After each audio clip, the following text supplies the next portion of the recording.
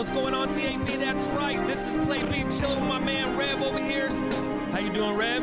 Hey, what's going on, B? Hey, we got a guest. What's going on, everybody? I think we got a guest today. Is that right? I think we got. I think we could pretty much call her a co-host at this point, as many times as she's been on. Heather Leigh from How's it going? Exploration Paranormal, Las Vegas, Nevada. How are you doing?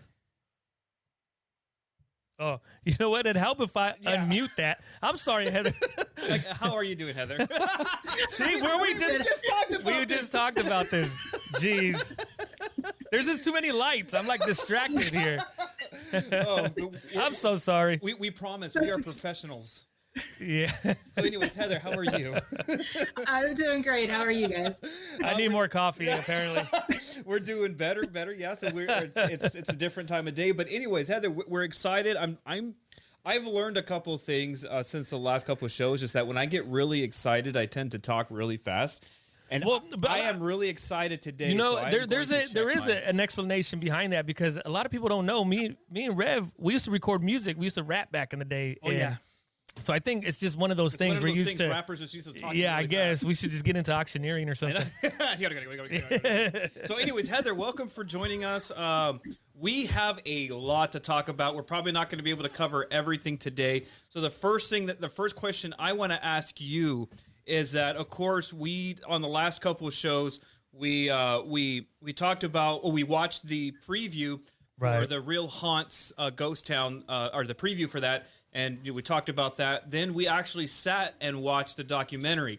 So we had talked a little bit back and forth before today, and you had mentioned that you had not watched the documentary. Oh, really? I knew you were going to call me out on that. Oh, I didn't even know that. But it was for a good reason, and I wanted to talk about a little something different, because it is some people, and it wasn't because you weren't happy with the documentary. No, not at all. And I think it was just because you have a hard time, I guess you explained it, like seeing yourself or watching yourself. Yeah, it's very difficult to see myself, and it was hard. I did watch it last night. and even my son, who's in the documentary, walked in for 5 minutes, and he's like, I can't do it. So he can't even watch himself. That's really I totally understand that, though, because be honest with you, after we record these and after we edit it and everything, I'm tired of listening to the episodes. So sometimes I won't hear my show for like a couple weeks down the road. Like I'm behind a couple. Listen to it. Yeah. Well, I'm the one that has to do all the video editing, so I'm watching it constantly throughout the week before it goes live. But anyways, so it was really good. So you I mean, it's not like we have to ask you about what you thought about watching it, because you already were in it and you starred in it. Right. We have a movie star in our presence. Yeah, that's now. awesome. That's interesting. I'm still jealous, by the way. Like we're like in the background, like, oh man, I wish I was that guy walking right there in the back. Yeah.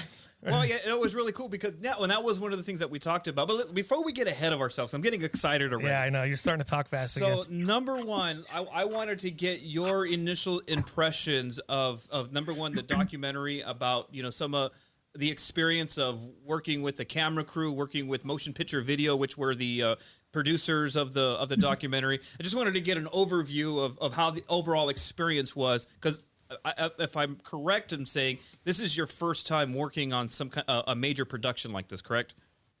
No. Oh, it wasn't? No, it's not. Oh. Yeah. Well, we'll get in that later. Oh, interesting. Well, I did. What else have you been in? Okay. That we haven't seen? Actually, no one's seen it. Back in February, we did a pilot up in Goldfield for a upcoming, it was basically, we're touring mines, and we actually did investigations down in the mines. And you hear me talk about some of those experiences in ghost towns, in Real Hunts ghost towns. But we did it, then COVID hit, and the complete project got shelved. Oh yeah, COVID. Yeah, okay. COVID hit us hard too. Like a lot of our stuff had to. Well, no, and I was gonna mention that too, because it's like as many times that I've gone before COVID, because we didn't get connected with each other, I think, until after the COVID thing had happened. I think it was like beginning of the year. Yeah, and I just, it was just a real bummer, because I was in Vegas at least once a month for most of the year. And then COVID hit and everything kind of shut down. We kind of didn't go and staying home and everything. But I was just like, man, of all those times I went back and forth to Vegas, and I could have went down and visit all these places, especially one place in particular. But we'll get into that later. Okay, so it wasn't necessarily your first time, but overall, what was your experience working on this production with motion picture video? Yeah, this production was amazing. Everyone at Motion Picture Video, both Brett and Gina, they were the film crew as well as the producers, and they helped us talk us through it. They made us feel like we weren't even on camera, which I absolutely loved. Okay. And it just flowed. It was so nice. Like, you'll see the scenes of us talking in the car, and that was just us talking back and forth. And it was just so relaxing and comforting. And I had no doubt in my mind that they were going to do a fabulous job, especially after seeing the original Real Haunts, which they did down in Tampa. And I do have to say that it wasn't what I expected, but nothing ever is, because you see these TV shows and you're like, oh, I bet this is what happens behind the scenes. And it's not. It was very more laid back than I ever thought it would be. And looking forward to doing more with them. Well, and from I don't know about you, but it's just like when you watch some of these reality-based, like ghost, like haunted themed shows like on A&E or these other big major productions, you kind of get the feeling that reality TV has kind of put like this, it's like professional wrestling. You know that what you're seeing is either predetermined or not completely reality.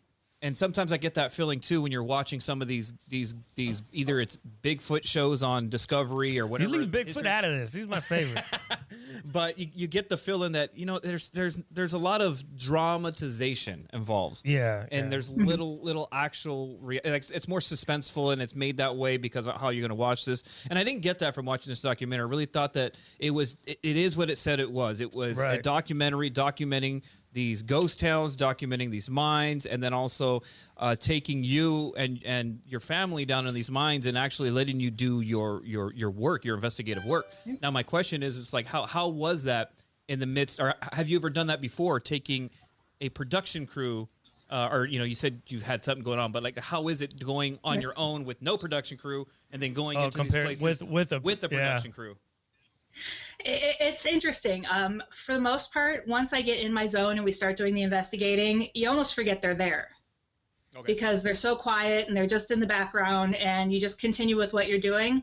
The only difference is when you're with a production crew on both projects that I've worked on, if they see something that they want to retake, it's like they stop your investigation and they're like, wait, hold on, let's redo that, which is fine. And it's just, that's the only difference in going by myself doing an investigation and then bringing a crew with.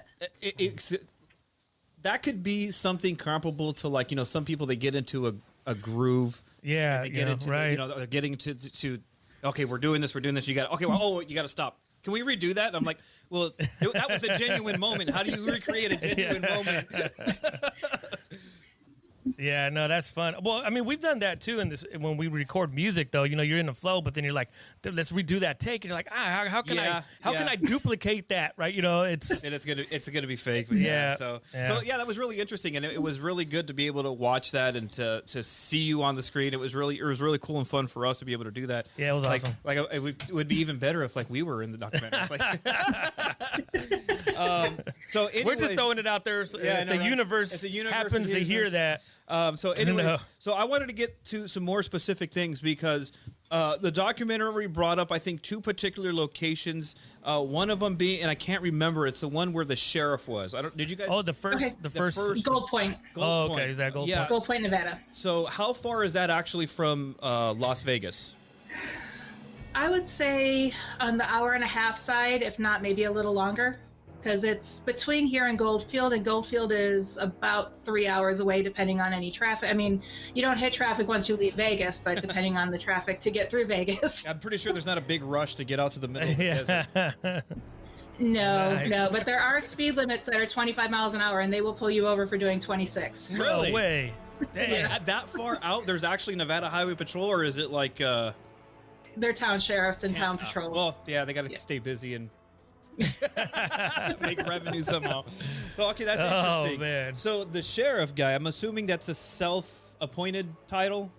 Yes. Okay. Yeah. Have you ever met him before the production? Not before the production. I've heard about him, and I've chatted with him via email, asking questions about Gold Point and doing research, but I've never physically met him in person. Wait, so he has email? Like that far out? Like he has internet service? No. They do, because they actually have a website, because you can book online. He promotes the miners' cabins that you can stay in. Really? And I don't even know if it was him that I talked to, but someone responded with information about a question I had. And this is Nice. Goldfield? Okay, I'm going to write that down. It's Gold Point. Or Gold Point. Sorry, That'd be cool to Gold stay Point. in one of those cabins, like overnight or the weekend, and kind of just, go out 3 a.m., as they do in the shows, right? I don't know. I would. That'd be dope. It's the best place to see the stars in Nevada because it's the darkest point in the state. Really? Nice. But it's very primitive. So you guys have fun staying there. Not something I would like to do.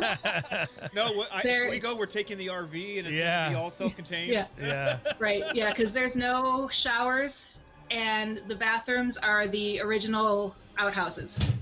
Okay. So now, while you were there, because you guys toured the property, you guys kind of went through different, because there are multiple buildings in there, right? Like Yes. on that property. How many buildings actually are on that property there? Oh, shit, I didn't even count. Or an estimation? I would say 50 to 100 because a lot of the buildings are smaller, but then they do have like the original post office. Several saloons are still standing. Okay. And from the documentary, it was saying that, okay, so this is another thing, because I think these are kind of connected, because there was this non-gaming attraction that was at one end of the strip, and I'm assuming it was the Fremont Strip, right? The ghost town that they had established down there. Yeah, it was down in that area, but it wasn't called Fremont, and I can't remember the name of it. But those buildings were relocated to the Clark County Museum here in Henderson. Okay, so those are in a different location. So the buildings where Gold Point are at, those are original buildings that were built there, and that town was abandoned at some point, correct? Yes. Yep. So that's kind of significant, because typically, I mean, I don't know your experience with this, but when we were looking into certain things, but typically it's like, if spirits or energies are gonna inhabit certain spaces, it's more likely going to be places that are like in Gold Point, where they're actually like buildings that were constructed by hand by the people that lived there and worked there, and then instead of like these fake, well, it wasn't necessarily fake. The attraction, didn't it actually have real? They were home or buildings that were imported. Yeah, they were bought, I think, from like old ghost towns and brought in or something. Yeah. So basically what I'm trying to ask is, like, as you were touring Gold Point, did you feel or experience anything that would cause you to believe that there's extra paranormal activity or presence or energy there than probably anywhere else you visited in the area? Yeah, when we were standing outside the saloon, it's one of those things where I kept hearing voices inside the saloon, but we weren't sure if it was a radio or, we couldn't confirm what was inside there because the building was locked. Dang. But I was hearing voices from the building, and plus when I entered the one saloon, when the sheriff gave us a tour, I was back over by the billiard table, and I actually had to remove myself from that area because the energy was so heavy. I was getting dizzy. I was wanting to cry. And then the other time in that specific town was over by the Hangman's Noose, where we did the EVP session. Yeah. Right. And we had several voices say hi to us through our spirit box, but it was also very heavy and very emotional in that area for me. Oh, man. You would assume. I mean, and that Especially, right. well, and we're assuming that is an actual, like, that was used. That Hangman area was actually something that was in use, probably a lot. The thing that interested me in that particular scene was a spirit box thing. Yeah. Like, where do you get that? Do you get that on Amazon, or like I haven't looked for it on Amazon or anything, but I actually want to get one, and we should do one in this. You this. better know what you're doing before you do something like that. I'll just picture white energy and light, and you can get those on Amazon or do a Google search for them. There's different ghost equipment stores online that you can go to. I do generally want to get one of those. Yeah, and about the equipment, and I know we had a couple. I had a couple of questions. Yeah, you brought it up during the thing, and I totally missed it. But when you brought it up, rather, I was like, oh, that's a good.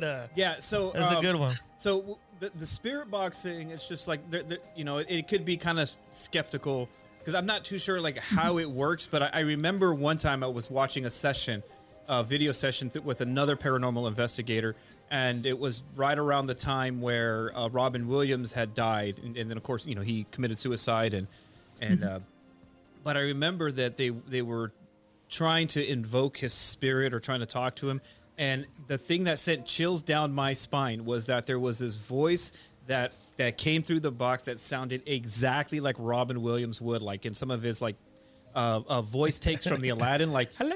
And it just I'm like, oh wow, like I had to kept like rewinding. I'm like, oh, I hope this is legit because that is really cool. Yeah, like dude.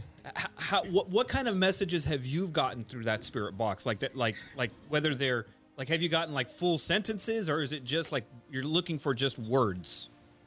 It's with that, you try to get full sentences, because what that device does is, I have mine set up on reverse sweep. So what it does is it goes through all the radio stations in reverse order very quickly. So if you do get a full sentence, chances are it's a real spirit coming through, because unlikely on a radio station, you're going to get a full sentence scanning through 20 different channels.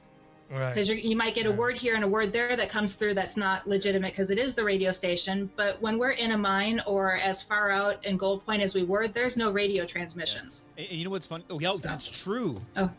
Yeah, I didn't think about that. When you're that far out, it's just like you're not going to get much. That's why I'm surprised that they get internet out there. I know. Pick up a baby monitor. You're like, what the heck? Well, no, that's really cool. You know, the first thing I thought when I see the spirit box, and I hope I'm not degrading it in any way, but it reminded me of that scene or Transformers. You remember when Bumblebee the movie? Oh, yeah. He doesn't have a voice box anymore, so he has to use the radio. He goes, to communicate. You use the radio to speak? Yeah. So, but anyway, hey, if it works, it works. So I thought that was interesting. And there was another thing that, I mean, there's things that I've seen other investigators use. Like the dowsing rods? Yeah, the dowsing rods, which I've never really understood completely how those work. It kind of reminds me awesome, when people used to look for water. For whales and stuff. And then also, more specifically... Gold and silver and whatnot. More specifically, the fidget spinner.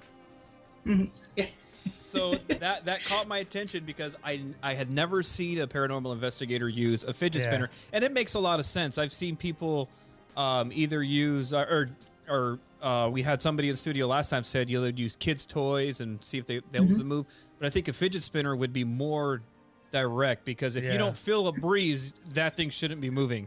Yeah. So who was it? Whose idea was it for the fidget spinner? It was funny because I was hosting an event at a local museum here in town, and we had invited other people to come in to experience what we experience as paranormal investigators. And one girl had said that in her home is haunted and her fidget spinner moves. Oh, so she brought it with on the investigation and showed me, and we actually had it move during that investigation. Dang. And that ever since then, I think I have 3 or 4 that are part of my kit now, because with non-tech tools like the dowsing rods, they're hard to control, because even if you stand as still as you can, there's movement there, even when you're trying not to move it. But with the fidget spinner, if you find a flat surface, there's no human interaction with the device. Yeah. And if there's no wind, that movement's authentic. Okay, so another thing I wanted to ask, because we watched a documentary, and the one thing I found that was kind of interesting was that when you set it down, so it wasn't moving, then there was some movement, but it wasn't touched on. Like, nobody talked about it. So... was there anything, or was that just done for dramatic effect? A little bit of both. Okay. So again, there was some wind going. There was some wind going through it. Okay. And it was demonstrating how the device works. Oh, okay. But with the wind, we can't say it wasn't paranormal. Yeah. Because we were down in a cave, but there was openings behind us and all around us. Right. Yeah. So who knew if the wind affected it or if it was, So there's a little bit of unknown there. Yeah, I was just curious about it because when I saw it moving, I'm like, oh, look, it's moving. They're going to talk about it. They're going to talk about it. I was like, oh, I didn't get talked about. Well, the crazy thing was after we watched the show and everything, like a couple days later, and I showed Rev this video. Maybe we could send it to you, but I'm kind of like, we'll post it down here on the corner. I didn't have a shirt on, I was just in my kitchen by myself making a sandwich. No. Why do you have security guards or security cameras looking at you? I got cameras everywhere, man. I'm trying to catch paranormal. No, but I do have one camera that catches my kitchen and my living room, in case of burglary or whatever, home insurance purposes.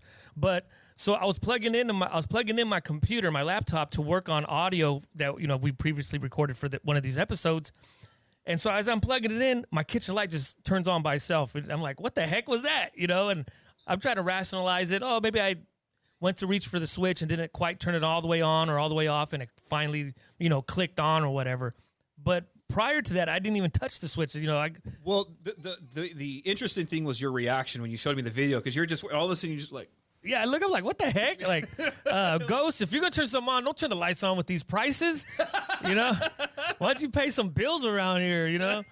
But yeah, so it was pretty interesting. And I don't know if it's, maybe that wasn't paranormal in and of itself, but what if I was, believing, since my mind was prepped that, we watched the documentary the whole day, those next few days, paranormal was on my mind a lot, and maybe I manifested it somehow. You know what I mean? The Philip thing. Dude, speaking into existence, brother. So, anyways, there's a couple other things I wanted to touch on. I don't know where are we at on time? 20 minutes. Okay, perfect. So, there's a couple things I wanted to touch up on because I took a lot of notes, and I'm looking at them right now. So, I had heard this term before, but never knew what it meant. Tommy knockers. Oh, those are interesting. Yeah. So, I don't, because I know we talked about in one of our past episodes about the what was it? Not the borrowers?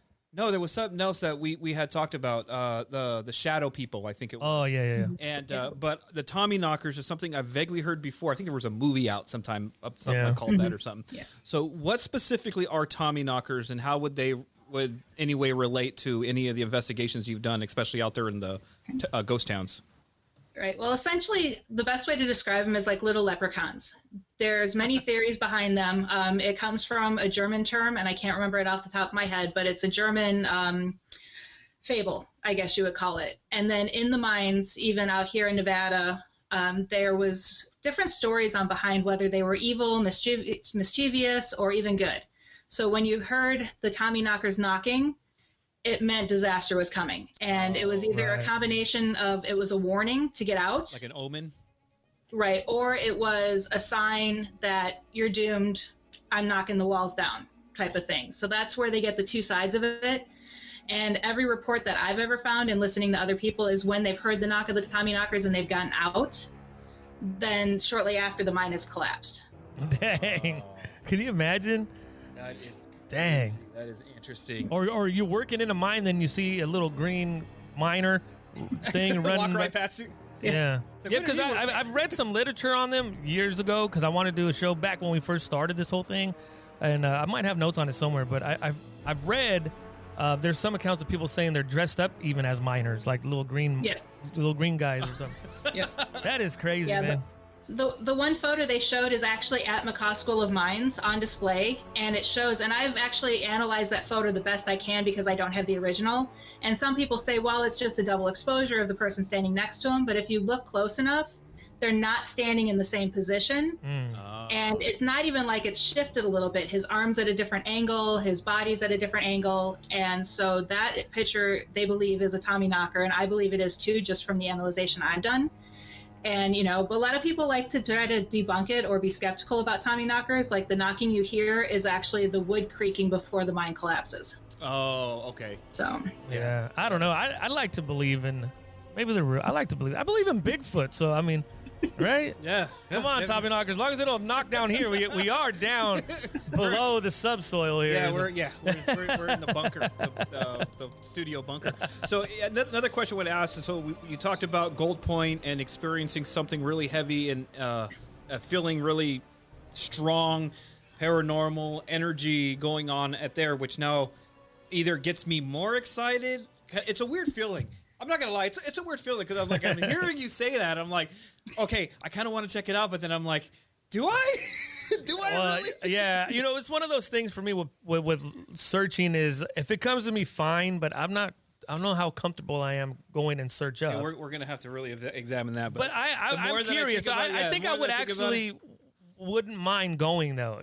Actually, I did do a ghost hunt, me and Chris a long time ago, but nothing came of it. So, but anyway, so we talked about that, and then there's another big point besides, there was the Carr Forest graveyard, which was that was really cool. And I know you guys toured that. Did you guys experience anything there that was like really heavy or strong? Not really, just a little bit, and it was over by the little grave we stumbled upon. Oh yeah, that's right. Yeah. The I forgot the name of the. It had the train. Yeah, the train on it. Yeah, the train on it. Yep. Yeah. Okay, so and then another thing is that the last half of the documentary focused a lot on the El Dorado Canyon and the little town that was there and the owners of the property there. So, have you ever met the couple that owned that property before? Was that your first time Because did you go there? We did go there. However, I did not meet them. They were filmed at a different time than when we were filmed. Yeah, because that's what I thought. I'm like, wait a minute, I didn't see them interacting together in the film, but I knew that you guys were there because you guys went to the mine or the caves. So, so did you tour the buildings? I did walk around. Yeah, I did walk around after we were filming, just because we had some extra time, and we've always wanted to go there. And it's funny, it's 30 minutes from where we live, and we've lived here 6 years, and we've never been there. Well, it's the same. I wish and that's the same thing because everybody that goes to Vegas, even just to visit, like, because I have family out in Vegas and they were there recently, I was going out a lot, and everybody just thinks, oh, it's just the Strip. Well, it's all there is just the Strip. But there is so much more to Vegas than just the Strip if you have the time and the chance to really look. And now listening to watching the documentary, and I'm like, man, all the times I've been out to Vegas, there's a dark side. There's a really dark side. And now I want to tour all these places now. Well, even close to home, like here, we got some interesting places not too far. Like we have Columbia too, which is a historic town that's still functional. Yeah, a little like western town up in the foothills. Yeah, so we can always go there, but it's just one of those deals. It's always there are some spots that are supposed, like there's a hotel there in Columbia that's supposed to be even one in Jamestown. But that's the thing, just to kind of echo what Heather was saying. It's like they're all around us. The ones that are close to you always seem to overlook for whatever reason. It's kind of like driving the car. We're too focused down the road to see what's up in front of us. But it's easy to do, and it's just we're humans, man. So it looks like those canyons are easily accessible there in El Dorado canyons, because you see there's a lot of graffiti, so a lot of people obviously go through there, and that is private property though, right? Actually, from what I understand, that area is just past the private property area because we were not allowed to investigate the actual mine that they do the tours in. So we actually had to go past Nelson to the caves, I guess, to cave systems where they used to do mining as well there. Oh, okay. Interesting. Okay. So how was those mines? Like what? Because it seems like that was another major point that you guys spent a little bit of time in and talking about, and you guys were talking back and forth a little bit about being in there. So what was your major takeaway in your experience of what you felt or may have experienced while being in there? Well, the one thing I loved is compared to the other mines I've investigated, it was open. and I wasn't feeling claustrophobic, but there was some energy, but not a whole lot. And I did see what looked like someone walking around, and from what we knew, we were the only ones there. Oh, yeah, you mentioned it. I remember that. Yeah, we mentioned it in there, but who knew who could have been standing outside that showed up while we were in the mine? That might have been casting a shadow in there, but it was really interesting.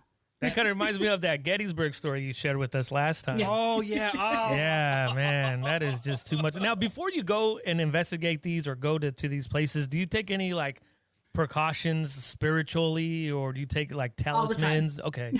Yeah, because all the time. Wait, that is a good question. Yeah, because we've wondered that, because we wanted to go, but then we didn't want to step on or disrespect the thing. Just really quick, just for a little bit of reference, it's like we talked about it. It's just like my paranormal tradition is such a way that would cause me to be more skeptical about a lot of these things that we're talking about today, and it's just the way it is. Though I do have a deep sense of respect, even from my religious tradition. Is still like you don't just go and play around with things because you never know what you might bring back with you, and that always sits in the back of my mind, you shall find, man, kind of thing. So, and that's a really good question. So, how do you spiritually or emotionally prepare yourself to go into these things? Because even though this documentary was a production, it's not just a production, especially for you. Yeah, it's not for us. So how do you prepare on all levels for this?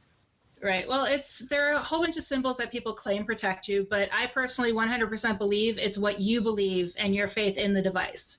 So I wear a pentacle, even when I talk about the paranormal, just because you never know what could happen. But it's a symbol I believe in to protect me.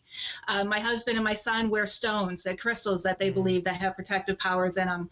Our home is protected. I have sage everywhere. I sage regularly. We have crystals at all 4 points of the home.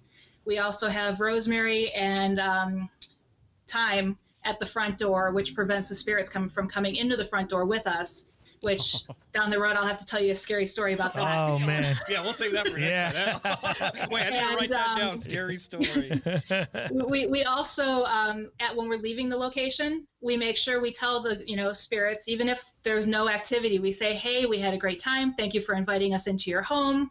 Please do not follow us home. You are not welcome. Dang. And if you respect our wishes, we will come back to visit you. Oh, okay. Well, that's interesting. See, it's a good thing we've asked because, I was like, well, I'll just drink a couple beers. We'll get in there and then we'll be out, But if you believe the beer will protect you, then it will. or just leave a beer for them. Yeah.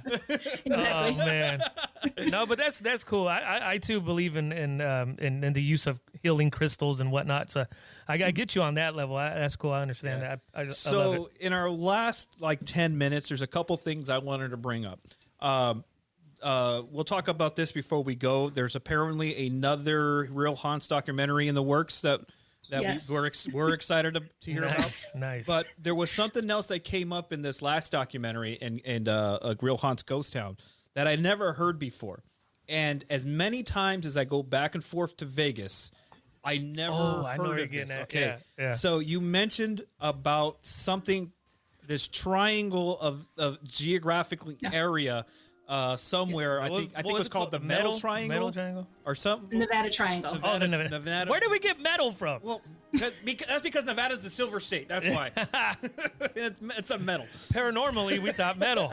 No. So the Nevada Triangle, now my only thought is how much of that takes up the Mojave Desert, because I drive through that a lot when I go to Vegas. But quite a bit, yeah. If you look it up online, it shows you an actual map of the triangle. Okay. And it ranges from just east of Vegas, almost and a little bit south. So it goes a little bit to the Arizona border, maybe a little bit over, out to California, and then up past Goldfield. Okay, so what has been in your research or in your investigative work, if you've ever been to those areas, what is the big distinction around that geographical area? Because in the documentary you likened it to the Bermuda Triangle. Right. Is it?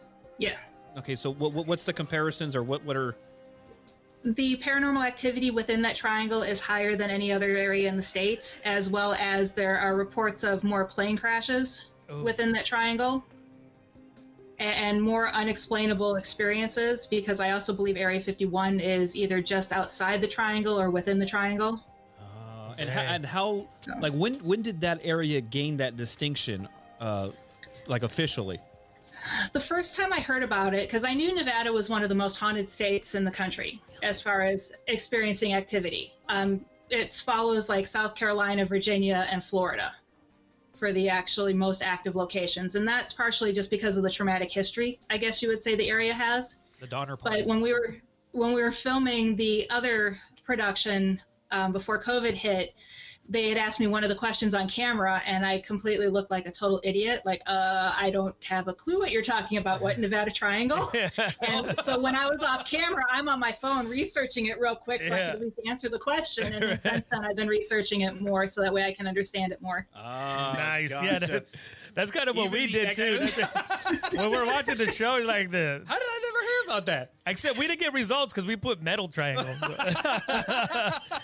We're like, what the heck, a Metal Triangle? I go, don't click that website, man. Oh, well, that's interesting. We're going to have to do more research on that. Well, now that we know the actual name, fairly close. I want to look at that and look at certain areas and see what was in there. And some. I wonder if Modesto's in there. No, it's not in there. Because it was like Fresno was in there and all those. No, I don't think it goes that far north in California. I think it's just right there at the Mojave Desert area. I don't know. I swear I saw it. We'll look it up. I swear I saw it. We'll do our research. Yeah. So, but anyway, that'd be a good show. Before we go, we're super excited to announce that you have shared with us the upcoming production with motion picture video, also correct? The yes, Real Haunts 3. Nice. So, yep. Do you know by chance what, or have they started filming that? Have they started production on it? And what's going to be your involvement? I believe all the filming is done for that. And because when we filmed for Real Haunts Ghost Towns, we also did more investigation and more talking about Goldfield. Okay. In depth. We were at the Goldfield Hotel and a couple other areas in town. So they have more footage of us, a lot more footage. And we didn't even know we didn't even know it was happening until one day we checked Facebook And I checked my IMDb page, and all of a sudden there was Real Haunts 3 underneath, Nice. underneath my name. Nice. And so we checked their website, and they had made an announcement that Real Haunts 3 was coming out with my entire family again, was going to be a part of it. Mark Hall Patton from Clark County Museum is making it his last appearance because he retired recently, so he won't be doing any more appearances. Oh, okay. And then they have 2 other teams from across the country that took them to haunted locations that they're including in it. That's awesome. Man, I'm excited. Can't wait to see that thing. I know. Yeah. Well, Heather, again, like always, it has been super informative, and I'm glad that right now we recorded this episode just after noon, so I don't got to worry about walking around in the dark after like last time. Closing up and start hearing things. Yeah, you know? start closing out the lights and being down here with us. Oh, So man. it's good. But thank you once again, Heather. This was a really informative, really It's fun. always a pleasure speaking with you. Always, Yeah, I always a love it. pleasure. And hopefully soon, before you leave Nevada or leave the Western states, we have a chance to go down there and visit you and maybe go Maybe you could visit take some us. of these places. Maybe you could take us on a tour of some Yeah. haunted spots. That'd be pretty awesome. Yeah, just let me know, because McCaw School of Mines is always, they're actually good friends of mine, so they're always open to having me bring people in. Oh, that's nice. perfect. That's perfect. Yeah. And where could people find you at specific if they want to get in contact with you and your work down there in Las Vegas? Okay, well, you can find me on Facebook. It's at Dr. Heather Leigh, or you can find my team. Exploration Paranormal is also on Facebook. And then if you do explorationparanormal.com, it takes you right to our website. Nice. All right. Nice. Well, once again, thanks to Dr. Heather Leigh of Exploration Paranormal, Las Vegas, Awesome. Nevada. Thanks for joining us. This has been a very interesting, informative, and not the last time we're going to have our very special guest. Like I said, she might as well just be our co-host. Might as well. Dr. Might as Heather well. Leigh, thank you very much, B. You've listened to the TAP, and now you have been tagged.